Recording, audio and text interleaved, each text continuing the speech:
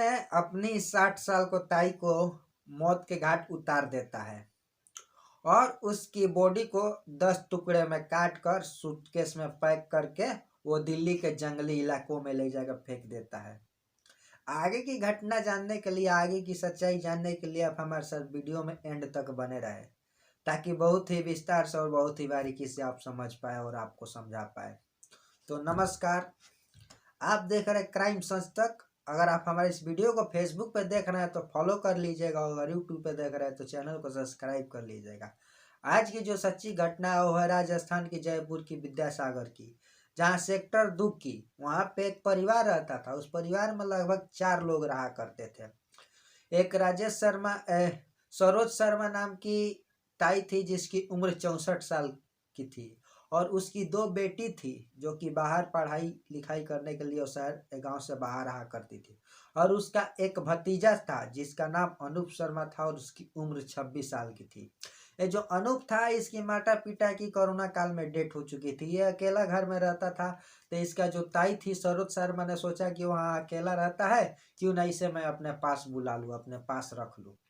इसके बाद ये उसको वहाँ से बुला कर अपने पास रखने लगती है। इसका जो दोनों बेटी होती है बाहर पढ़ाई लिखाई के लिए चली जाती है, क्योंकि लोग पढ़ाई लिखाई में ज़्यादा इंटरेस्ट था।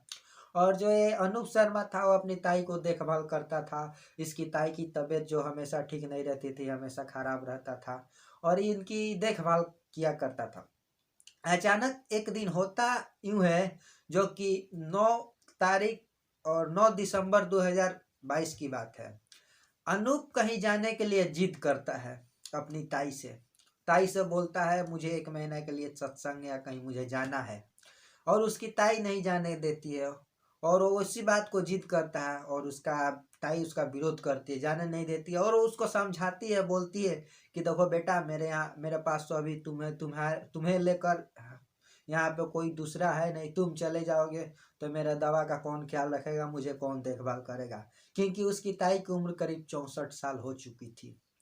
ये सारी बातों से वो अनूप घबरा जाता और परेशान हो जाता और गुस्से में आता, और गुस्से में आकर उसकी ताई से और उसके में कुछ कहा सुनी हो जाती है, कुछ मुँहा ठुठी हो जाती है। उसके बाद वो क्या करता है कि भारू वस्तु से उसके ऊपर, अपने ताई के ऊपर वार कर देता है, जिससे उसकी ताई के सर में चोट लगने से वो जमीन पे गिर जाती है।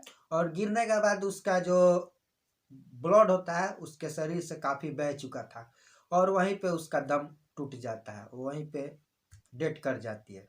जब डेथ कर जाती है उसकी ताई, तो जो अनूप था वो घबरा जाता है, परेशान हो जाता है।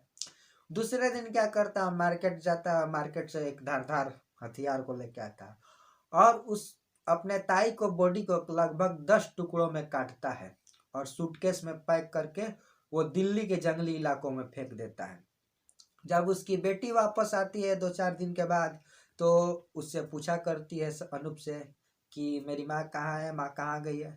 तो ये बोलता है और उनको गुमराह करता है कि आपकी माँ जो है हमसे बोल के गई है 2-3 दिन के लिए कहीं गई है, वो वापस आ जाएगी, ऐसे हमें बोल के गई है। लेकिन ये मुझे नहीं बता के गई कि वो कहाँ जा रही है। 2-3 दिन तक उसका बेटी वेट करती है। जब लास्ट समय तक उसका माँ नहीं आती है, नहीं दिखाई देती है, तो फिर अनूप से पूछती है कि सही सही बोलो क्या बात है। लेकिन अनूप उन्हें कुछ बताने के लिए तैयार नहीं होता है। लास्ट में जो लड़की थी उनकी दोनों जाके वहीं पास ही के पुलिस स्टेशन में कंप्लेन करती है अपनी माँ की। और जब पुलिस आता है तो इंक्वायरी पुलिस करता है, पूछताछ करता है कि इसके ताई तुम्हारी माँ के साथ कौन कौन था और फैमिली में कौन कौन है।